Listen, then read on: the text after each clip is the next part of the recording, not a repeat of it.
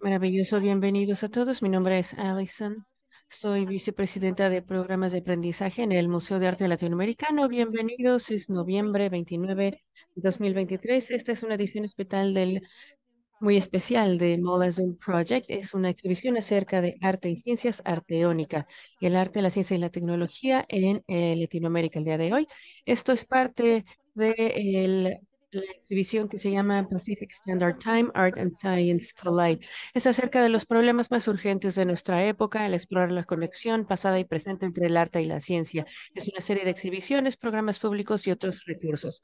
MOLA también reconoce el apoyo del Fondo Dwight Stewart Youth, la Fundación Miller, el Consejo de Arte de Long Beach y un agradecimiento especial a la subvención California Arts Council Arts por su apoyo constante de los programas educativos en MOLA. En este capítulo de MOLA Zoom Project, la curadora en jefe de MOLA, Gabriela Ortega, es acompañada por cuatro invitados muy especiales que están el día de hoy invitados para participar en una conversación muy importante sobre arteónica, el título original de una exhibición por un pionero del arte de Brasil, Valdemar Cordeiro, que es el movimiento artístico encabezado por artistas en los 60 y 70 en la intersección del arte, la ciencia y la tecnología. Vamos a participar en anticipación de esta exhibición de MOLA de 2024. Este episodio es el primero de una serie antes del lanzamiento de la exhibición en septiembre de 2024.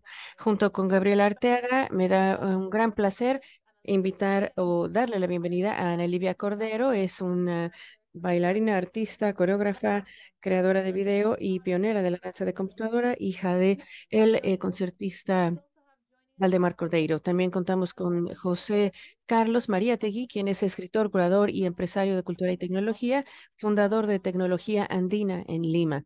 Es un investigador visitante en el Departamento de Medios y Comunicaciones en la Escuela de Economía de Londres y también es profesor en la Escuela Luis Guido Carli en Roma. Le damos la bienvenida también a Rodrigo Alonso de Argentina, profesor y curador de arte. Él tiene una maestría en Bellas Artes de la Universidad de Bellas Artes en Buenos Aires. Es profesor en la Universidad de Buenos Aires también y nos acompaña también Tania Aedo, quien es productora cultural con experiencia en el desarrollo de proyectos en la intersección del arte, la ciencia y la tecnología. También es presidenta de Arte Disciplinaria y Tecnología en la UNAM.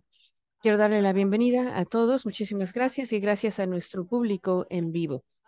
Nos acompañan también los servicios de interpretación TLC Translation Services, Gabriela y Rocío. Si gustan ustedes escuchar esta presentación en inglés o en español, están las opciones del idioma en la parte inferior derecha de su pantalla. Puede usted seleccionar el español. Antes de darle la palabra a la coladora, quiero animar a nuestro público a que utilicen la función del chat en nuestra presentación. Vamos a tratar de incorporar los comentarios del público. Le daré la palabra a Gabriela para este proyecto tan increíble. Muchas gracias. Gracias, Allison, por esa introducción. Gracias. Hola a todos. Bienvenidos a Mola. Gracias por acompañarnos el día de hoy y gracias a este panel tan admirable conforme presentamos nosotros Arteónica, el proyecto de MOLA, el proyecto artístico para el programa de 2024 Getty Pacific Standard Time. Como curadora y directora de proyectos en MOLA, es un honor tremendo para mí presentar estos comentarios y hablar brevemente acerca de Arteónica, el arte, la ciencia y la tecnología en Latinoamérica hoy en día. Este es un proyecto de investigación y nuestra exhibición próxima en septiembre de 2024. Primero me gustaría decir que Arteónica toma su nombre del pionero del arte electrónico, Valdemar Cordeiro, quien fue uno de los primeros artistas de computadora de Sudamérica. Su tratado en Arteónica, que es una síntesis verbal para el arte electrónico y es el título original de la exhibición que él hizo en Brasil en 1971, da marco a la computadora como un instrumento para el cambio social positivo, lo cual puede democratizar el arte y la cultura. Ese es el inicio, es el punto de partida para un grupo, un conjunto que nos lleva por medio de décadas de cambio conceptual, histórico y geopolítico. El proyecto de arte que presentamos el día de hoy explora este movimiento artístico latinoamericano no muy conocido y crea un diálogo entre un grupo de pioneros de los 60 y 70 y los artistas contemporáneos cuya obra responde a ese legado. Arteónica explora la historia y el presente del arte electrónico de Argentina, Brasil, Chile, Perú y México, de la mano con 20 maravillosos artistas.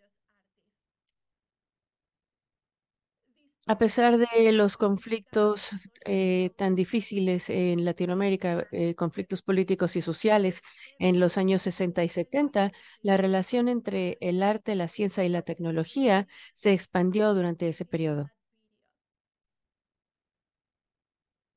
Los artistas y pensadores latinoamericanos nunca dejaron de trabajar en la intersección del arte, la ciencia y la tecnología, lo cual enriquece el legado histórico con las discusiones importantes contemporáneas sobre la participación, el involucramiento social, el conocimiento indígena, las autonomías y los sistemas vivos, la memoria y las redes para la solidaridad global, lo cual realza estos momentos o estas áreas que no son comunes para provocar perspectivas críticas y de diálogo. Para darles un contexto más amplio a todo esto, a diferencia del arte tecnológico creado en Latinoamérica en los 60 y 70, el arte producido hoy en día viene de los artistas capacitados en universidades y que están atentos a la historia cultural. La obra pionera de esas décadas fue descuidada por muchos años, pero los investigadores y académicos jóvenes están haciendo que ese trabajo original tan importante sea visible, esa obra. La recuperación de la obra y de las ideas formadas por estos artistas fundadores han hecho esfuerzos constantes para poder establecer enlaces entre su propia obra y aquella de los pioneros latinoamericanos que les precedieron. Tomando como punto de partida la hipótesis de que los artistas mantienen lazos con sus contextos específicos sociales y culturales, aún en la mayoría de creadores de Latinoamérica que viven en otras latitudes, tienen un enlace especial a los lugares de los cuales provienen. Y nosotros proponemos desarrollar un ambiente y un marco de trabajo conceptual que nos permita abordar las singularidades del arte tecnológico procedente de Latinoamérica.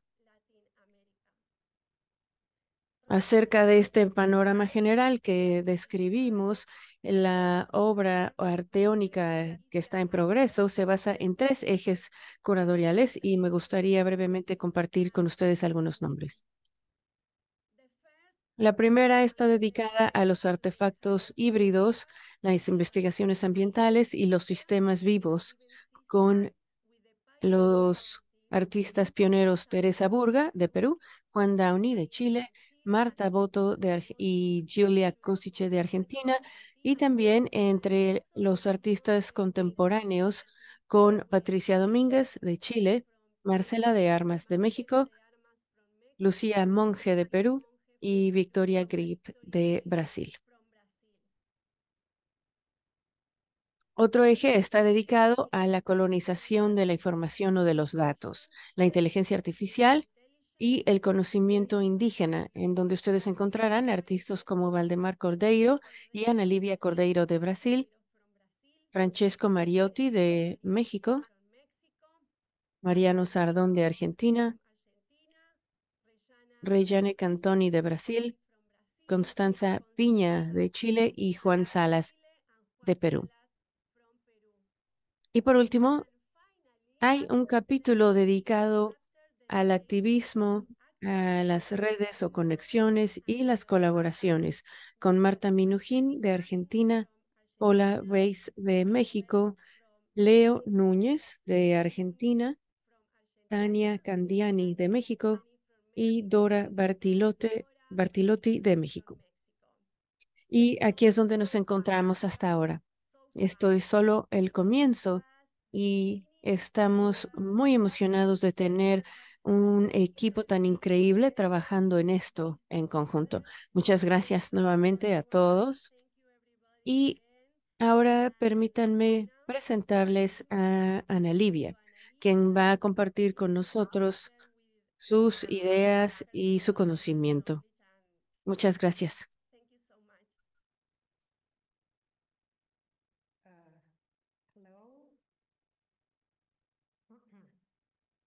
Hola, gracias Gabriela. ¿Sí me escuchan? Muchas gracias por la invitación y decidí el día de hoy compartir con ustedes las hablas y las charlas y las ideas de mi padre que él compartió conmigo cuando era yo muy pequeña. Él falleció cuando yo tenía 19 años, pero él estuvo conmigo en todo momento hasta los 19 años y me contó cosas que no había él compartido con nadie, ni yo tampoco. Este es un momento de compartirlo con ustedes. Es una charla artística, no una charla académica.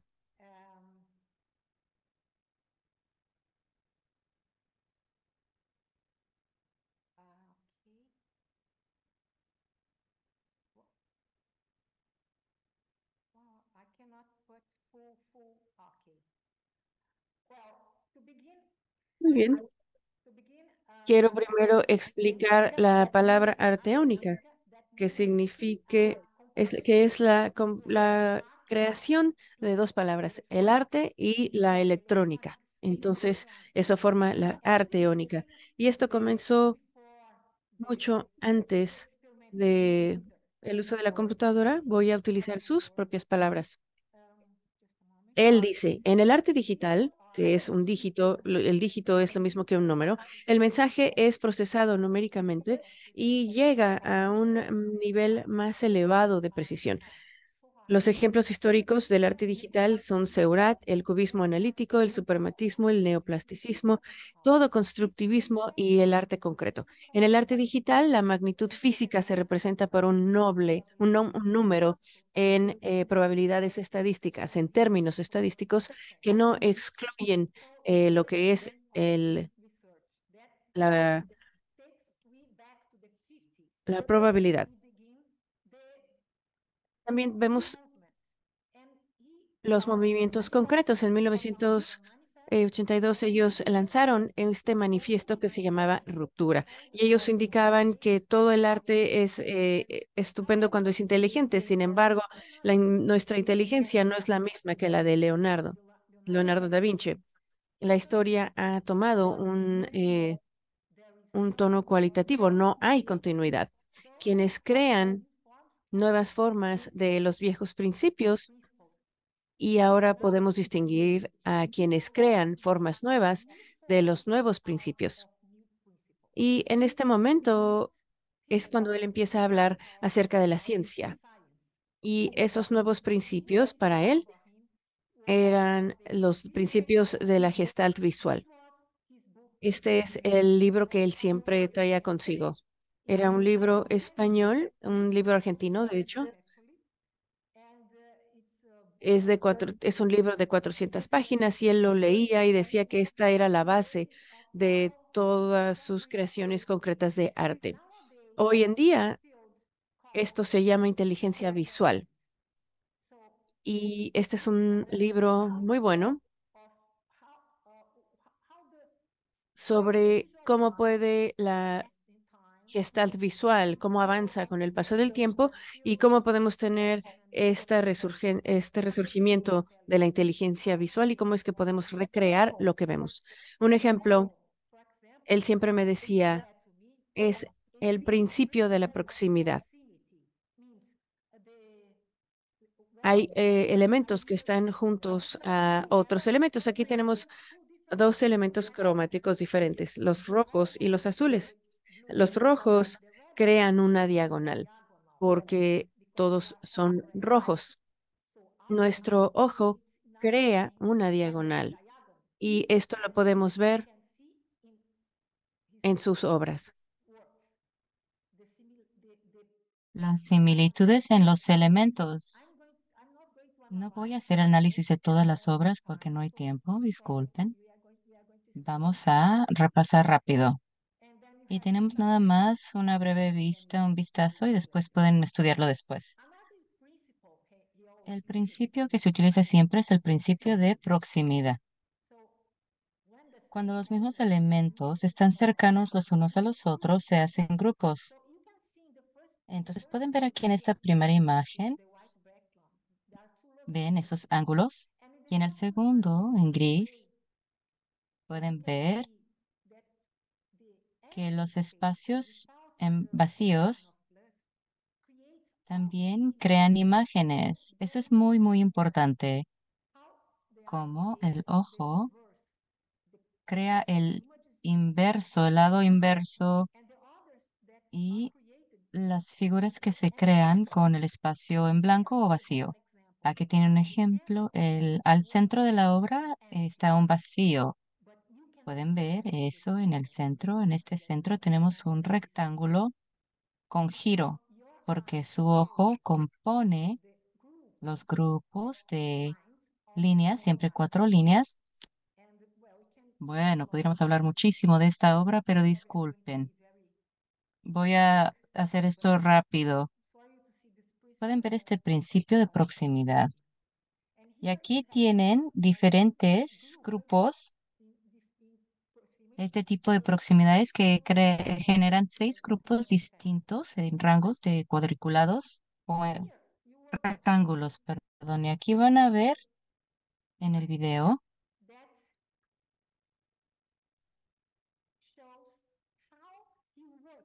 ¿Mm? Él nunca midió los instrumentos de geometría, utilizó, pero nunca midió en centímetros o pulgadas. Así es que vamos a ver cómo hizo una de sus obras.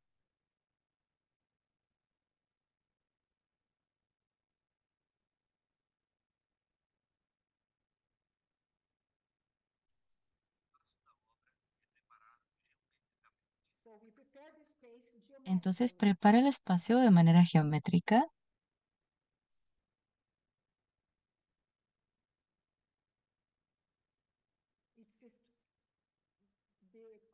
Aquí está construyendo el rectángulo, perdón, el cuadrado.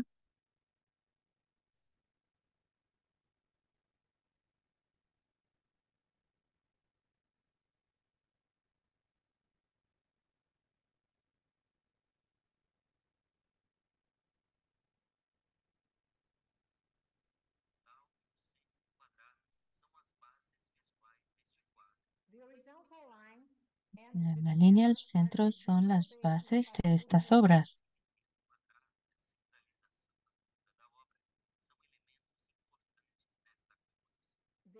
La simetría del cuadrado y las imágenes en los espacios es algo muy importante en esta obra.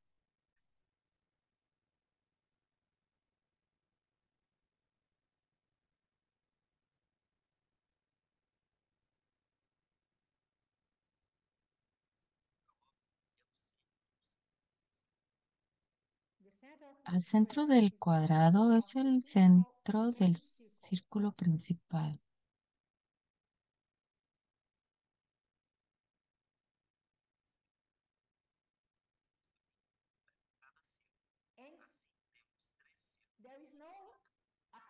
No es un círculo concreto, pero es lo que completa la imagen.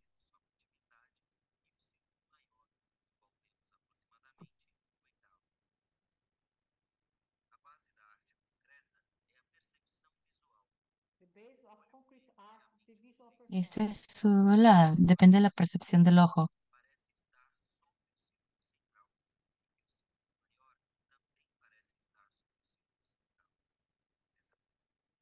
Bien, ahora hacemos una pausa.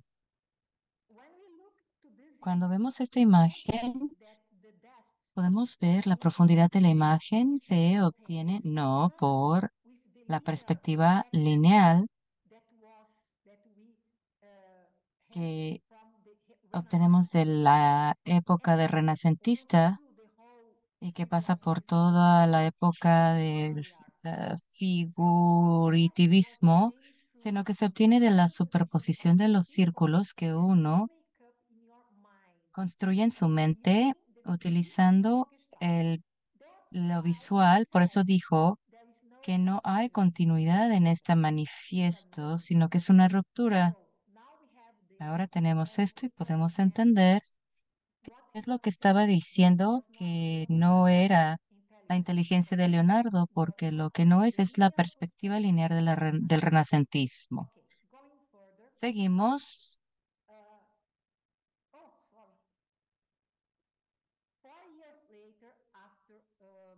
Después del 64, él empezó otra etapa de su arte que se llamaba Pop Creator, del poeta Augusto de Campos, un poeta concretista, y esa misma semántica le llamó en arte concretista.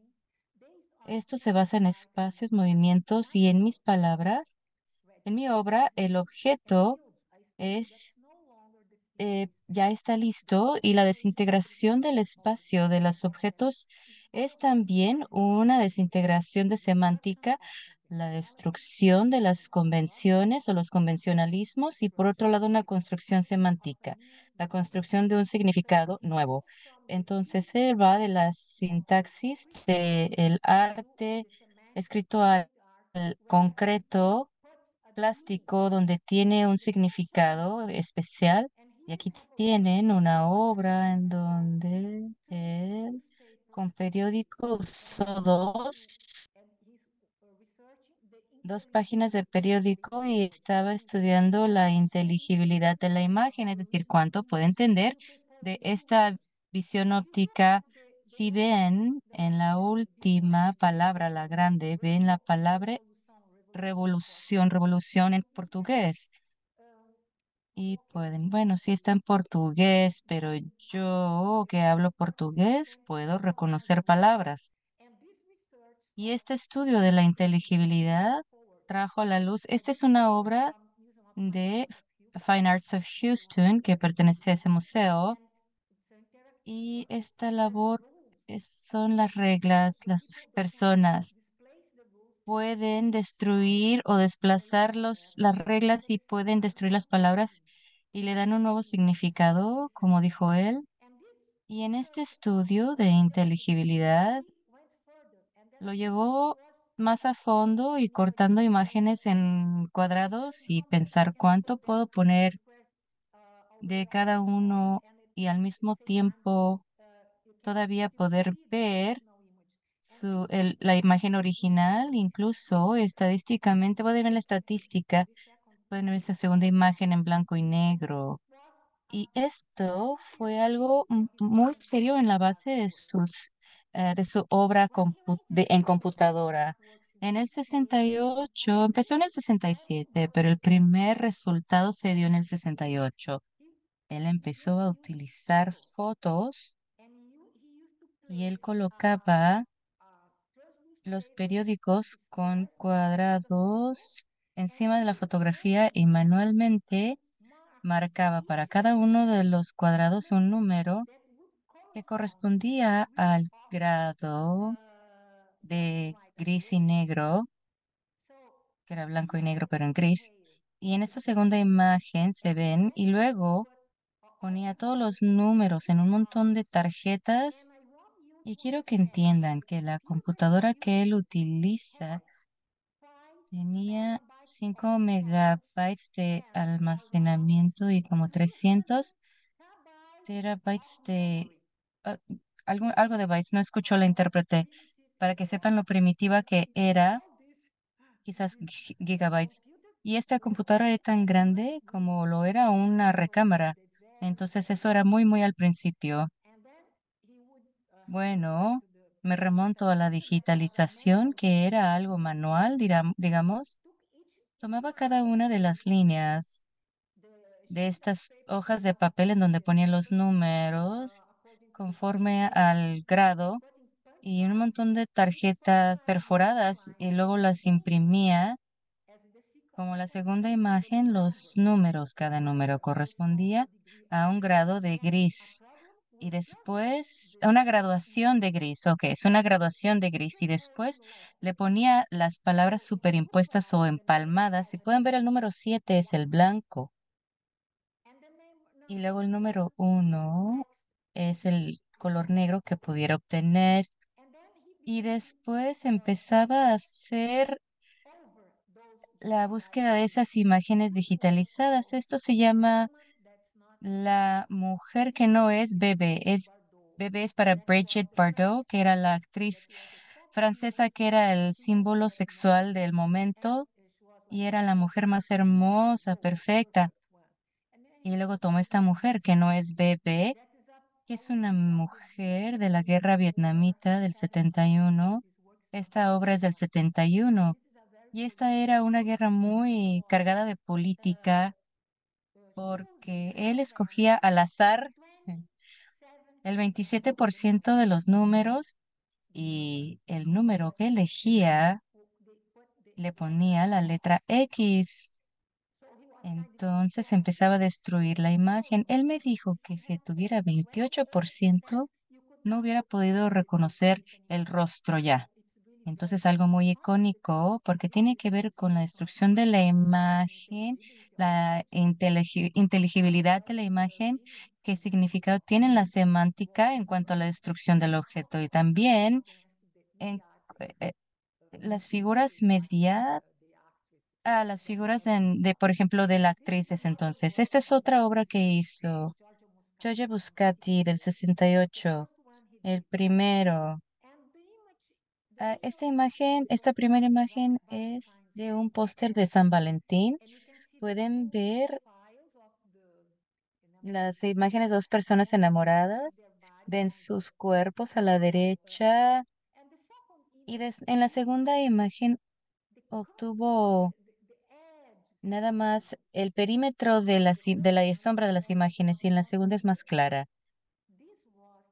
Esto fue algo de investigación científica verdadera. Después me mandaron dos artículos, uno del 99 o 94, que estaban investigando artificial, no sé cómo se diga en inglés, las retinas artificiales. Es decir, cómo ven nuestros ojos las imágenes. El segundo es de la retina de silicón de Scientific America del 91 y que nuestro ojo observa la realidad en búsqueda de los de las orillas o de las porque vienen despegados del contexto y pueden entonces definir el perímetro de los objetos. Entonces, lo que estaba haciendo era muy relacionado a las ciencias. En el 72, que de alguna manera fue relacionado, porque aquí era con 70 grados y se dio cuenta que en era nada más blanco y negro, era sí o no, de 0 a 1 de información binaria. Y la dictadura era como algo político, si era una situación en donde era sí o no, no podía uno charlar o tener opiniones variadas. Esta era una investigación y principalmente las personas no eran, Las otras es un trabajo muy interesante. En la segunda imagen es una imagen de una casa en una zona de Brasil y es una superposición de colores. Lamento que los colores estén ya desapareciendo. Tiene 50 años esta imagen y no se ven los mismos colores. Hay demasiado gris, pero originalmente era azul, rojo y amarillo. El amarillo era un poco verdoso en la computadora y el superpuso esto como impresionista, como Seurat. Ven los colores que obtuvo por medio de este efecto óptico de mezcla, no sé cómo decirlo. Y él decía que una segunda tendencia en el arte electrónico busca crear obras interdisciplinarias al tomar ventaja de la investigación científica y los descubrimientos en neurología y psicología como la Gestalt y el procesamiento de imágenes con la ayuda de una computadora. Generalmente sintácticas, esta tendencia cae dentro del rango del arte concreto desarrollado en condiciones históricas de la primera revolución industrial, como el supremacismo, neoplasticismo, constructivismo, que creaba un idioma de las máquinas, un lenguaje de las máquinas para que la sociedad industrial y urbana se comunicara. En este sentido, podemos resaltar las similitudes evidentes entre este arte. La obsolescencia del sistema de comunicación tradicional del arte reside en el consumo limitado implícito en la naturaleza del medio de transmisión. Debido a la cantidad limitada de personas posibles que verían este tipo de obras, el costo elevado, las limitaciones geográficas y las dificultades técnicas, el sistema de comunicación tradicional del arte no reúne, no cumple con las satisfacciones, con la expectativa, perdón, de las exigencias culturales y cuantitativas del arte. Estamos viviendo hoy en día por ejemplo, como lo que vivimos hoy en día. Muchas gracias. Ana Livia, muchísimas gracias por compartir tu visión. Es realmente un honor. Y cuando estaba yo nombrando a los artistas, perdón, dije que Francisco Mariotti era de México. Discúlpame, Francisco es de Perú. Es correcto. Y ahora, José Carlos, es tu turno. Muchísimas gracias.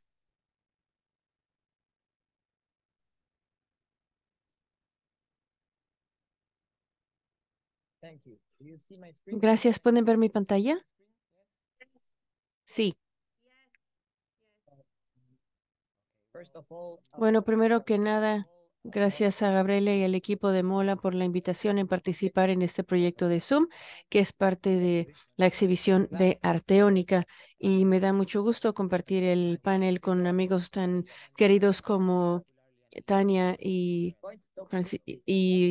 quiero hablar brevemente acerca de un tema que he estado investigando ya por tiempo, que es la cibernética en la América Latina y las prácticas en donde las prácticas culturales y artísticas no se pueden desenredar de otro tipo de prácticas computacionales y científicas, y en donde las colaboraciones locales e internacionales han influido y contribuido al desarrollo de este tema en general.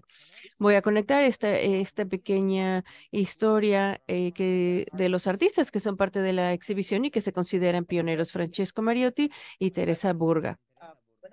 Cuando yo digo pionero, no considero únicamente que hicieron obras que estuvieron adelantadas a su época, sino también estoy tratando de describir que su trabajo aún tiene mucha significancia e incluso ha inspirado la obra de nuevas generaciones.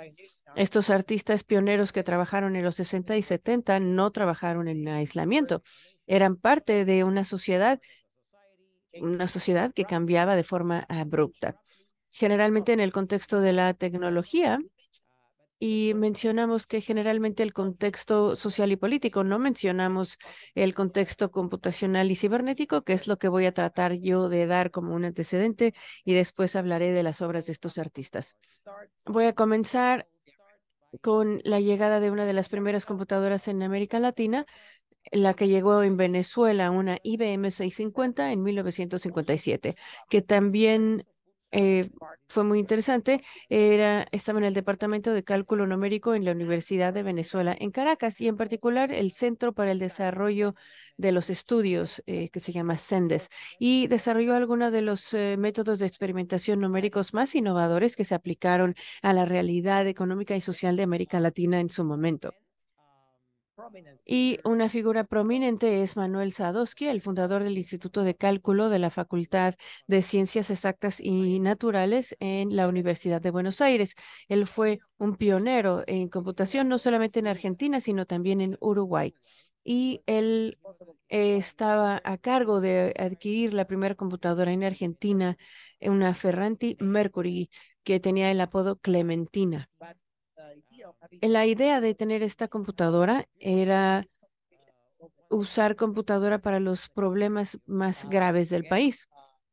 Y nuevamente, tal vez otro caso interesante fue el modelo de la Fundación Bariloche en Argentina, en la Patagonia, que llegó como respuesta a los límites de crecimiento del MIT, que fue muy importante en aquel momento, y esto trajo el uso de las computadoras y los sistemas matemáticos para el desarrollo de una perspectiva de la pobreza que se le ligaba con la injusticia y se mostró que era imposible desarrollar un patrón de consumo universal que era la base de la definición occidental. Y esto también proyectó una nueva sociedad en términos de la utopía y confrontó algunos de los temas de la ciencia y la tecnología con una nueva perspectiva interdisciplinaria.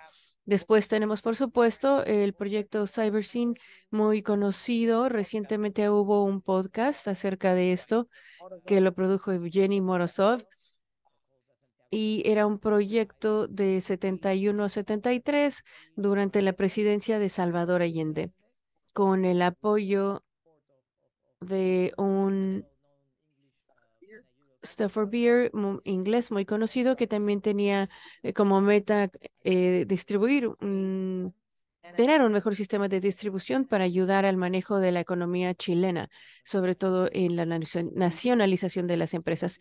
En Perú, en 1972, el Centro para Estudios de la Participación de las Personas, que fue una iniciativa de las Fuerzas Armadas, fue en particular del gobierno, fue un gobierno socialista y eso fue fundado por el antropólogo brasileño y lo que ellos querían era, bueno, ambos trabajaban en Venezuela y también estaban influidos por Sarovsky y lo que ellos querían hacer en Perú era crear una especie de grupo de ideas para tener un modelo integral de computación más real para la sociedad y la economía. Y una vez más, cuando conectamos esto con otro tipo de esfuerzos, tenemos exhibiciones de pioneros, como la exhibición organizada en 69 por Jorge Grunberg en cibernética y en la galería donde él estableció un grupo de investigación interdisciplinario en cibernética que unió a los artistas y diseñadores. Y una vez más, también Manuel Sadowski estaba involucrado. Él dio una cátedra y estas historias todas se conectan entre sí. Y por supuesto no voy a explicar nada más de lo que ya hemos escuchado de forma tan vívida por parte de Ana Livia, pero por supuesto Valdemar Cordeiro y su exhibición y manifiesto de arte única, que es también algo prominente de la época. Ahora voy a hablar un poco acerca de Francesco Mariotti y Teresa Burga. Francesco Mariotti es un artista brillante que nació en Suiza, pero fue criado en Perú, reconocido internacionalmente como un pionero de la tecnología y en instalaciones participativas, así como yo diría que es un artista activista que realiza la práctica cultural como participación y la articulación de los temas actuales, las discusiones como el aspecto del ambiente y los derechos humanos. Él, cuando era un estudiante, fue invitado a Documenta junto con su amigo Geltmacher en 1968 y realizaron esta estructura inmensa, efímera. Y una de las cosas que es importante del trabajo de Mariotti es que muchos de ustedes hacen el trabajo efímero, pero tenemos un archivo que está en el Museo de Arte en Lima, que tiene toda la documentación de de su obra. Y él hizo esta estructura metálica en un cubo con 9.000 focos, 1.000 lámparas fluorescentes y altoparlantes, y era una estructura participativa. Pero me gustaría enfatizar otra obra que él realizó justo después. En 1969, él representó a Suiza en la Bienal 10 de Sao Paulo. Era una bienal compleja en ese año, y él realizó este tipo de templo hindú que él lo llamaba el círculo de movimiento y de luz. Y consistía de 240 caras triangulares, 4 sistemas electrónicos que permitían cambios continuos de luz, color, olor, temperatura y frecuencias de sonido. La idea de esta instalación compleja era desarrollar una percepción sinestésica colectiva por medio de los cambios en este ambiente artificial. La instalación fue mostrada de forma prominente a la entrada, perdón, después de Sao Paulo. En 1970 fue mostrada en Art Basel en la exhibición inaugural, y después en 1971 viajó a Lima a la Feria del Pacífico Internacional, y fue una de las atracciones más populares en Lima en su momento. La idea de esta obra era que dentro de un lapso de una hora uno pudiera experimentar el ciclo de 24 horas por medio de cambios continuos en luz, color, esencias, temperatura y sonido. Él ha estado trabajando en las esculturas tecnológicas o esculturas tecnológicas zoomorfas, como las que produjo en los 80, con la idea de criaturas artificiales, sino también inspiradas por la naturaleza. Y por eso él creó un software que se llama Chuyachanki. Es una palabra en quechua que define una especie de ser que está vivo, pero que son parte de los mitos del Amazonas. Y son como demonios pequeños, pero también buscan ser nuestros amigos, ser amigos de los hombres, de los seres humanos. Él desarrolló este software que se llama Chuyachaki 5, y este software permitió la generación de textos aleatorios, sobre todo poesía, y se utilizaba en algunas de sus instalaciones. Había hasta cierto punto sofisticación a esta em, creación aleatorio. No quiere decir que únicamente cambiaba el orden, sino también cambiaban las instancias en los poemas que ejecutaba la máquina. Eso también podía ser modificado. Era una obra muy interesante por una parte, por el azar que le permitía al orden cambiar, y también por la creación de otros significados. Invitaba a otros artistas y también usaba poemas históricos o con artistas que trabajaban con la poesía interactiva del momento. La idea de Mariotti era transformar este espíritu ecológico y místico en un modelo rítmico computacional para ayudar con el entendimiento de, de la diversidad tan tremenda en el planeta. Y se trata del espacio, está conectado con la obra que vimos anteriormente. Es acerca del espacio que va más allá del mundo, más allá de lo que reconoce el humano como nuestras propias capacidades o nuestra cultura, y avanza hacia a un ecosistema más grande que habita la biosfera, plantas, animales, hongos, virus, pero también ríos, viento, piedras, los árboles, las nubes, que son parte de muchos de los elementos, son parte de la cosmovisión de las comunidades andinas y amazónicas.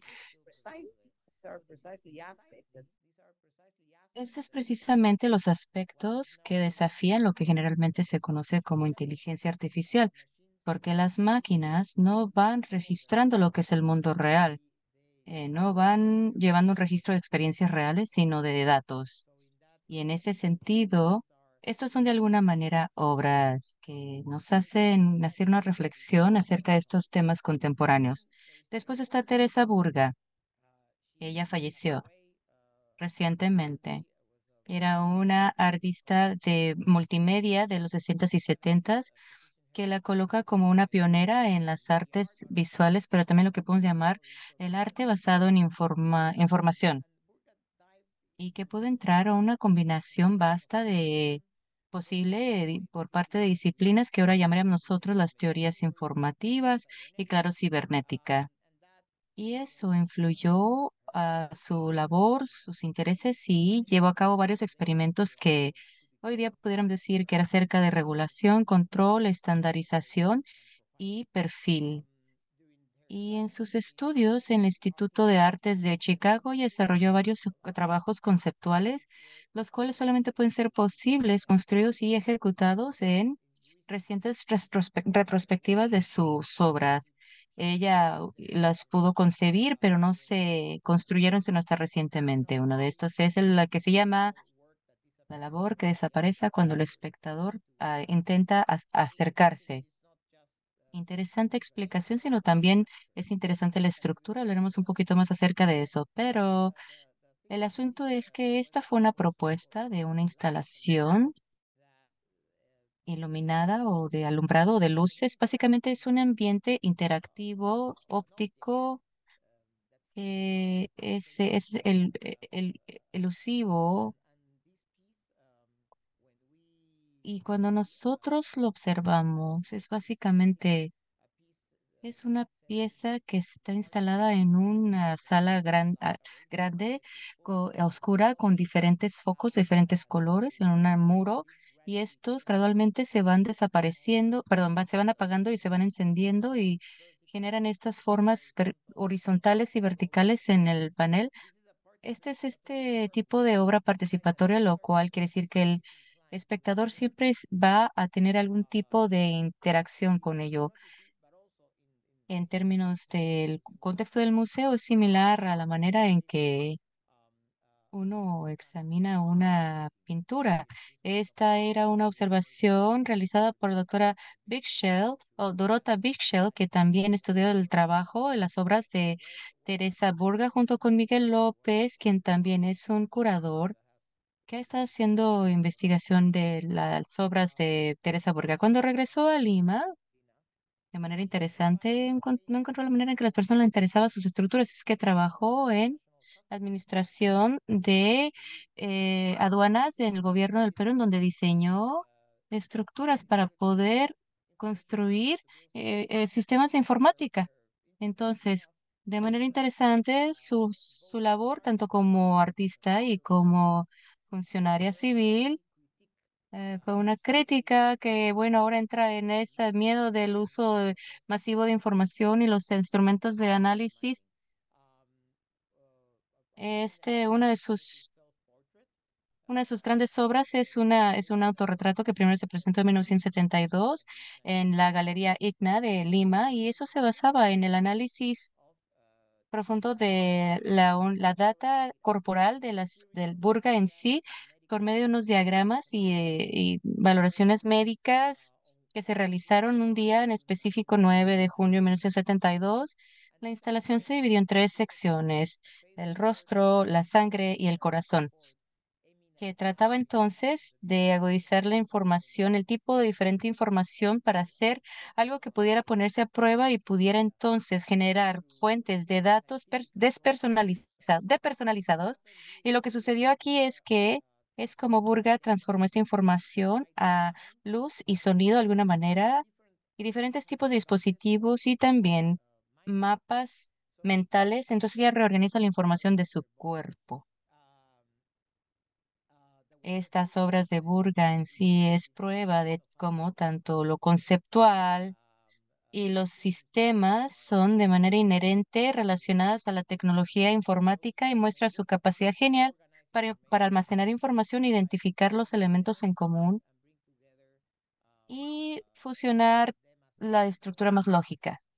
Entonces, en conclusión, la exploración tanto de Mariotti y Burga hemos entrado a estas obras de arte que no solamente representan los principios de participación y de lo efímero, sino que son primordiales en la previsión y los asuntos críticos que son relevantes hoy, como por ejemplo inteligencia artificial, el activismo de derechos humanos, la complejidad de la reglamentación de los datos duros, los gobiernos, implicaciones de control y estandarización, al igual que los debates en cuanto a las estructuras de lo personal, de los datos personales y el crear perfiles. Gracias, José Carlos. Gracias por esa presentación tan genial, compartir su visión, su sabiduría. Ahora, Rodrigo, llegó tu momento. Bien, mi momento para hablar de la tecnología en Argentina.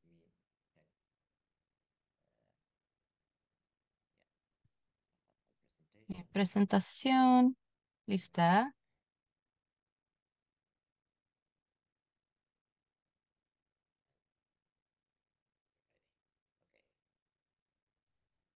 Entonces, bueno, yo voy a hablar del principio del arte electrónico en Argentina y la relación que existe entre la cultura masiva, que es muy importante en nuestros tiempos. Entonces voy a leer mi presentación y empieza de la siguiente manera. Hacia 1964, los acontecimientos de algunos jóvenes del arte eh, que les interesaba también las tendencias internacionales. En octubre de eso, un asunto peculiar ocurrió. Las imágenes muestran un camión que va desdoblando los colchones y luego los caballos que llevaban. am, Después, entre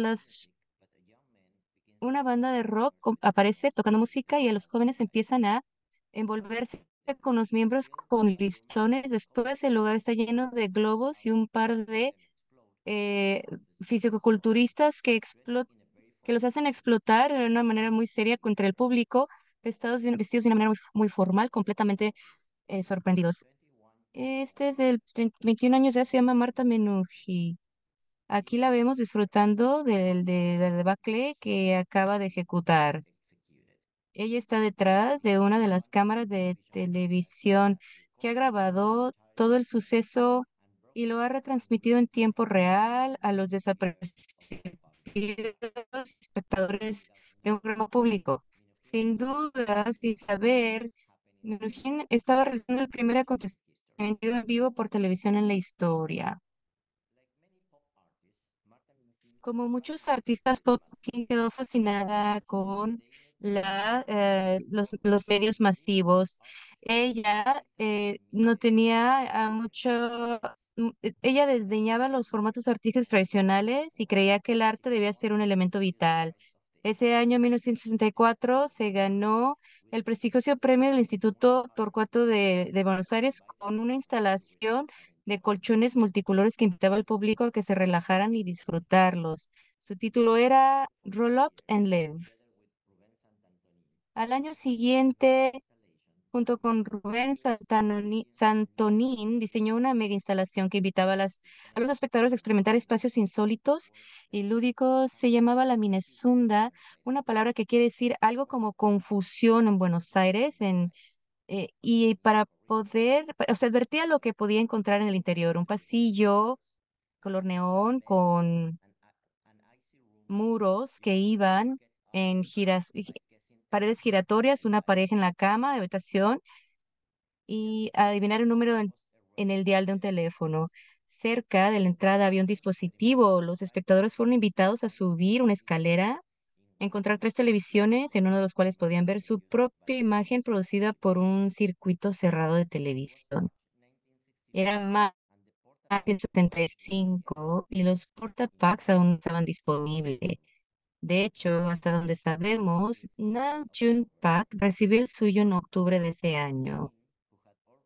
Pero Minohin, quien ya tenía experiencia previa con la televisión, consiguió pedir prestada una cámara a un canal de televisión para realizar el experimento. de nuevo, probablemente sin saberlo, estaba haciendo una de las primeras obras de arte CCTV de la historia. Lo más curioso de todo esto es que ella no le interesaba especialmente la tecnología, o mejor dicho, todavía no lo sabía. Después de su viaje a Nueva York ese mismo año y el conocimiento de las teorías de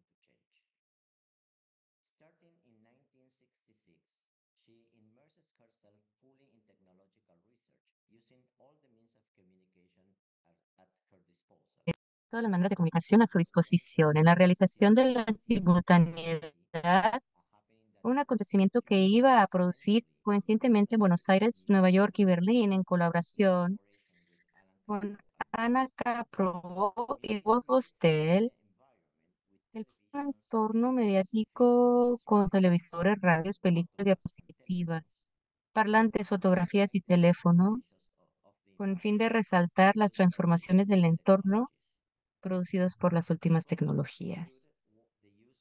El proyecto incluía el uso del satélite en la interconexión de las tres ciudades, pero eso no sucedió. Mm, Markham habría creado la primera obra de arte visual satelital de la historia. El objetivo de la simultaneidad y dar a los espectadores una manera de pudieran crear imágenes y sonidos en tiempo real, pero era imposible con los medios que ella tenía. Por eso decidió registrar a los asistentes en fotografías, películas y grabaciones sonoras en un día y devolverles todas esas para ponerlos en televisiones, parlantes, radios y diapositivas en una segunda sesión, creando una especie de circuito multimedia cerrado diferido en el tiempo. Pero habían todavía algunos problemas técnicos. ¿Cómo conseguir que los participantes pudieran participar en las televisiones y radios? Minujín no tuvo mejor idea que pedirle un canal de televisión y dos estaciones de radio que transmitieran al aire las imágenes y sonidos para que pudieran llegar a los participantes del evento que estaban reunidos en el Instituto de Itela. Pero, ¿qué han entendido los espectadores y oyentes que accidentalmente encontraron estos discos en el aire? ¿Pensarían que estaban dentro de otro suceso? Finalmente, en 1967, en el marco de la Expo 67 en Montreal, Minujín pudo llevar a cabo este proyecto de manera más adecuada. Pero como era de esperarse, se incorporaron más medios en esta nueva versión. Aquí tenemos algunas imágenes del circuito super heterodínea, la obra en cuestión. Los participantes fueron elegidos a través de una encuesta publicada en periódicos locales que los interesados debían completar y enviar por correo. Una computadora eligió tres grupos de personas por afinidad. Los tres grupos convivían los unos con los otros con diferentes tecnologías que les permitían el poder observarse y ser observados.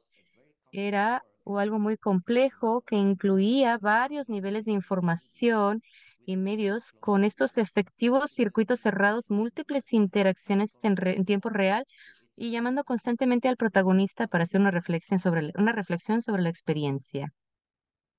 Marta Minujín se sumergió cada vez más y más en complejidades técnicas. Un grupo de artistas jóvenes en Buenos Aires, en esta realidad de la media y la estética y los circuitos. Animados por estas reflexiones, en julio de 1966 publicaron un manifiesto con el título que El arte de la media masiva, en lo que explicaron. En una civilización de masas, el público no está en contacto directo con los hechos culturales, sino que está informado sobre de ellos por medio de los medios. El público en masa no ve, por ejemplo, una exposición, no presencia un acontecimiento o un partido de fútbol, sino una proyección en un noticiero. En cualquier caso, no es lo que le interesa, perdón, no es lo que le interesa al consumidor de información, si se lleva a cabo o no, Lo único que les interesa es la imagen que los medios construyen en este medio artístico. Y continúan, pretendemos crear una obra dentro de esos medios. Pretendemos entregar a la prensa el informe escrito y fotográfico de un happening que no ha ocurrido aún. Este informe falso incluirá los nombres de los participantes, una indicación de dónde y cuándo se realizó y la descripción del espectáculo que se supone que habría ocurrido, con fotografías de los supuestos participantes en otras circunstancias. Por lo tanto, en la forma de transmisión de la información, en la forma de darse cuenta del evento no existente, en las diferencias que surgen entre las distintas versiones del mismo evento que cada persona hace, el significado de la obra aparecerá. Una obra que comienza a aparecer al mismo momento en el que la conciencia de quien lo ve que constituye que ya habrá concluido. La obra finalmente se realizó en agosto de 1966. Varios diarios y revistas publicaron la información del happening falso que ofreció el artista y después tuvieron que retractarse conforme se dieron cuenta del engaño. Esta obra se conoce con el nombre de El Happening para un jabalí salvaje muerto. Pero las reflexiones de este grupo sobre el arte y los medios masivos no terminó aquí. Como consecuencia de sus acciones, se preguntaban, ¿esa obra podría, que se llevó a cabo en los medios, ser un happening?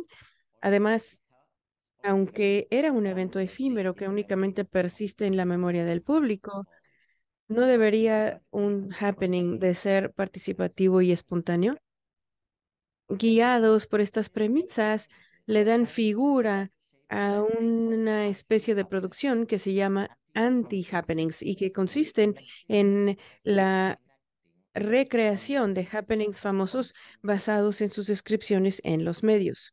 Entre otros, las versiones locales de Meet Joy de Carol Schneemann y Autobodies de Claes Oldenburg fueron presentadas a partir de guiones y registros, la mayoría de ellos textuales, obtenidos de medios diferentes. Lo que es interesante aquí es lo que ocurre cuando estas reproducciones a su vez se reproducen por los medios como acciones singulares en la ausencia de su referente. Y por último, otro momento importante en esta es otra de los anti-happenings. Y por último, otro momento importante en la investigación artística con los medios fue la obra del grupo Frontera, un grupo que duró muy poco tiempo, pero lo suficiente para participar en la exhibición de información en el Museo de Arte Moderno en Nueva York. Este grupo fue fundado en 1969 con dos artistas visuales, un trabajador de televisión y un crítico de arte especializado en semiótica. Su objetivo era investigar las posibilidades estéticas de los medios masivos trabajando que entraba en colaboración con la nueva tecnología del video. Ese mismo año hicieron la instalación Specta, para la cual fueron invitados a participar en la exhibición anteriormente mencionada en el Museo de Arte Moderno de Nueva York. La obra estaba compuesta de dos espacios y situaciones. Primero, una persona entraba a una especie de estudio de televisión mini a donde se le hacían preguntas y sus respuestas se grababan en privado. Cuando la persona partía, encontraba un conjunto de televisiones en donde podría verse a sí mismo o sí misma respondiendo al cuestionario y también ver al resto del público presente en ese cuarto reproducido en otros monitores por medio de un circuito cerrado de televisión. Aquí la obra con los medios masivos busca una meta sociológica y semiótica. Los puntos principales son la construcción de mensajes, su existencia pública y privada y la posible naturaleza lingüística del arte. Todos estos episodios en la historia del arte argentino a mediados de los 60 revela el grado hasta el cual la relación entre el arte y, y las tecnologías de la comunicación eran campo fértil para la creación y las arenas de debate intenso de la época. Muchas gracias, Rodrigo, por tu presentación notable. Y ahora nuestra última panelista de México, Tania.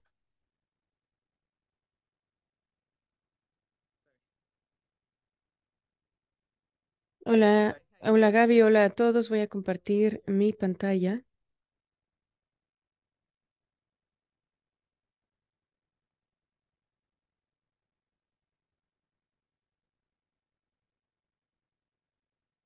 ¿Ya están viendo mi pantalla, correcto? Así es. Bueno, muchas gracias a ti, Gabriela, por organizar este panel maravilloso y también esta exhibición tan importante. Creo que esta exhibición marcar un antes y después en este tipo de prácticas, sobre todo porque es una fase muy importante en el contexto y una plataforma para mostrar las intersecciones en Latinoamérica entre la ciencia y la tecnología a audiencias diferentes. Prácticas que probablemente durante este tiempo han sido más locales. Y esto es algo que una práctica con mucha riqueza, pero creo que también es muy interesante e importante proyectar este trabajo en distintos contextos y mundos. Me gustaría comenzar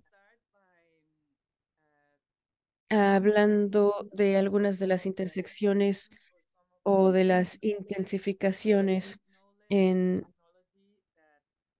conocimiento que que influyen en las prácticas actuales, como también teníamos en los 30 y en los 50 la intensificación y conocimiento con la cibernética con José Carlos Mariátegui estaba mencionando acerca de la cibernética, hasta cierto punto se inventó en México porque Arturo Rosenbluth, Julian Bigelow y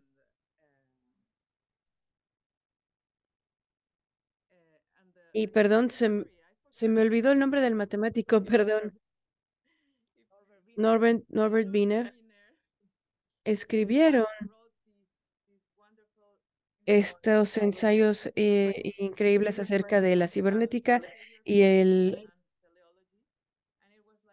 fueron los puntos de partida de la cibernética, pero también son formas diferentes de la intensificación del conocimiento y hablaremos en un momento acerca de la ciencia que los biólogos mexicanos inventaron para hacer preguntas sobre los vivos y a quienes se los tomó como un pseudocientífico. Y estas intensificaciones y conocimiento afectan lo que ocurre en estas prácticas artísticas. Quiero comenzar con lo que ocurrió en los 60 y 70 y la intersección entre las prácticas conceptuales, las prácticas experimentales, los feminismos y lo que ocurría con el arte sonoro.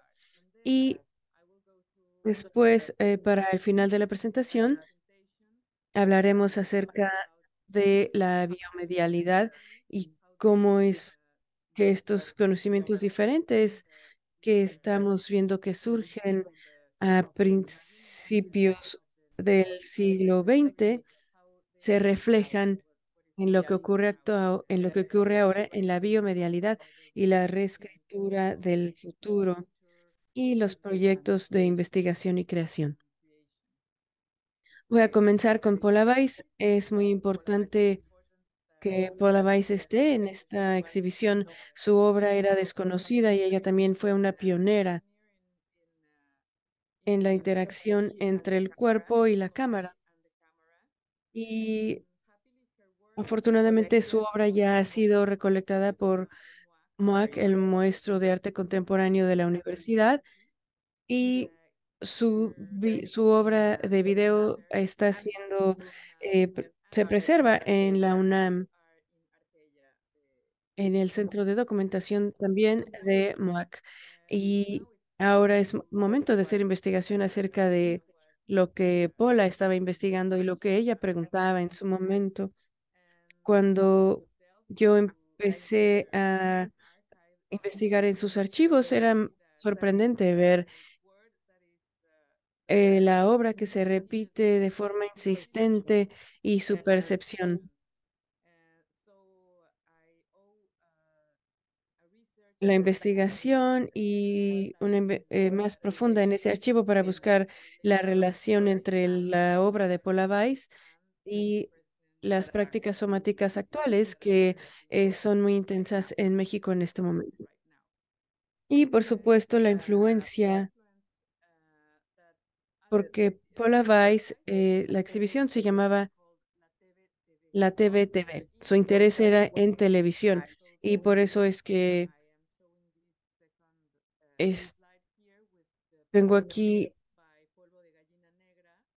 este Polvo de Gallina Negra era el primer colectivo feminista en México integrado por Mari Bustamante y Mónica Mayer, quienes hicieron esta intervención en la televisión abierta y ellas pusieron, le pusieron el abdomen de embarazo a uno de los presentadores de televisión más famosos del momento.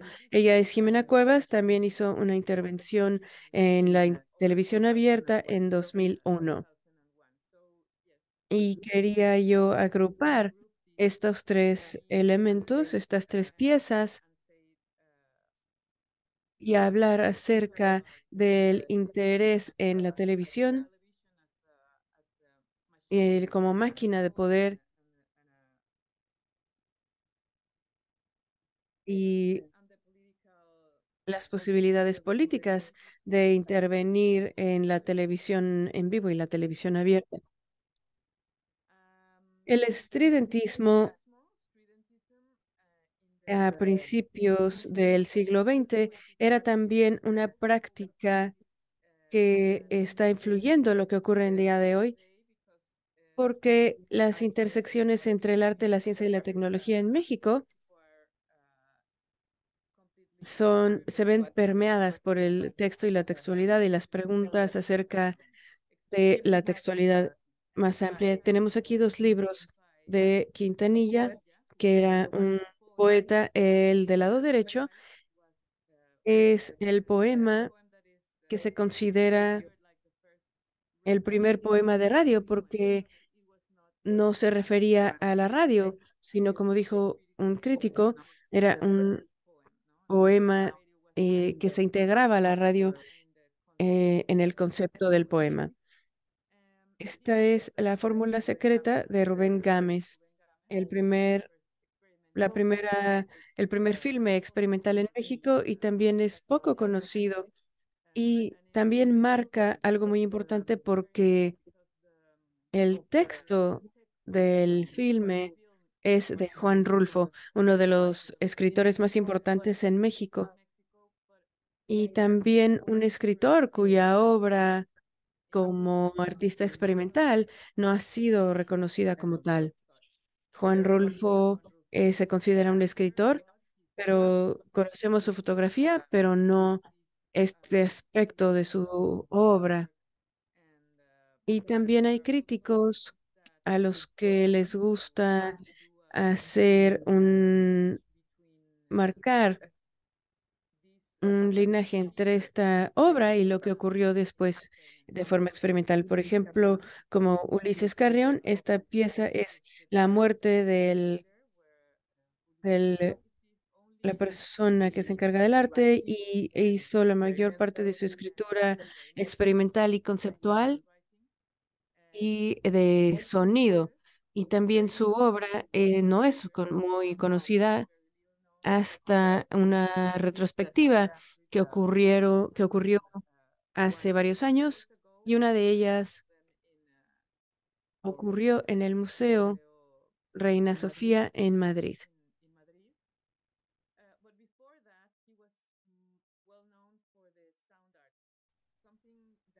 conocido algo que en México también es sumamente importante y una práctica que también debe de ser considerado como cerca de las artes y tecnologías, pero también con ese reconocimiento hipotético. Y esta es la máquina estética de Miguel Felgueres de 1975, también era producido, producida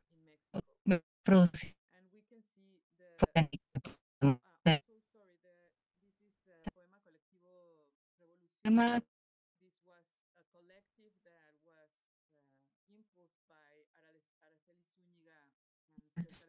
Zúñiga y que hicieron un excelente proyecto como 30, que fue algo muy interesante y algo de escritura experimental. Este poema era un proyecto en donde recibieron componentes de diferentes partes del mundo, 32 países, y también se ha preservado en, también teníamos eh, Poema Colectivo Revolución. Y esta es Verónica Gerber Bisechi, también la puse aquí por lo fuerte que es su presencia en las prácticas contemporáneas. Ahora voy a hacerlo más rápido. Aquí es aparato sci-fi con foco en las ciencias, en la ficción. Es una búsqueda, investigación de lo que llaman proto-ciberficción de la ciencia ficción a partir del poema Primero Sueño de la Cruz, que fue un viaje por los cosmos o por el cosmos y en diálogo con conocimiento del siglo XVI que ella le interesaba mucho esas obras medievales. A ver, disculpen. Y luego vamos a ver prácticas que nos traen más cerca del presente. Aquí esta es Atari Noise de Constantini. Esta es una pieza de los noventas, una intervención del videojuego Atari. Y unos sí, unos no. Esta era una de los tiempos en ese entonces, una obra de los tiempos de México en ese entonces. Y este Rafael Lozano Hermer. Esta es una exhibición que fue curada por el Laboratorio de Alameda, un momento cuando el público mexicano conoce a Rafael Lozano Hemer y sus obras. Y esta es una de mis favoritas porque es una reflexión de la privatización de las ondas de radio en ese entonces, de las sintonías de radio en ese entonces. Pasamos al presente y vamos a hablar del biometality, hablamos de plasmogenia, que era la ciencia del origen de la vida, como se decía Herrera también, o Alfonso Luis Herrera también, la biología que institucionaliza la historia de los vivos en México. Él empezó con el jardín botánico y a la derecha tenemos Protocells, que es como el texto o el escrito de Protocells de biología molecular. Y si abre el libro en la primera página, reconocen el trabajo de Alfonso Luis Herrera, que por lo cierto se había considerado pseudocientífico y bastante problemático en México, pero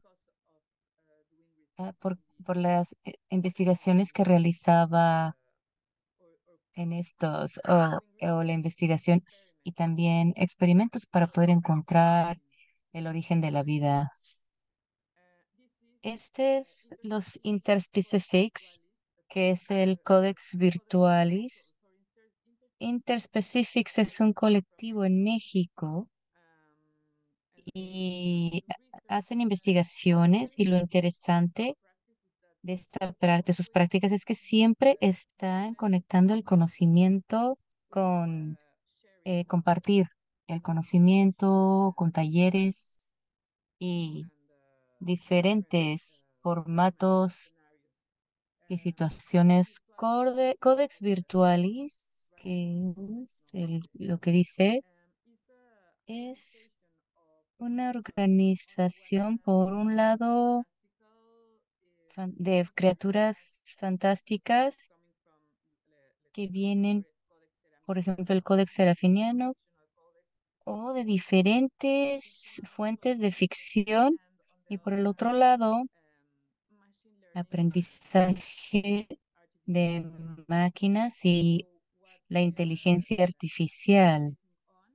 Lo que están especulando, están también trabajando con archivos extremos, este tipo de criaturas que pueden vivir en el espacio exterior y pueden sobrevivir en situaciones afuera de la atmósfera.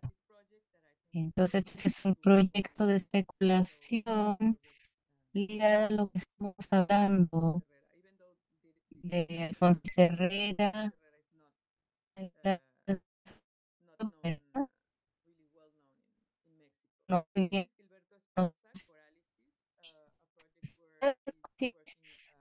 eh, trabajando con poder tratar de rehabilitar los arrecifes de coral en la costa de México, construyendo este coral artificial que viene, que se construye con este proceso de electrólisis. y que activa el proceso natural de llenar esos huecos y crear la materia orgánica.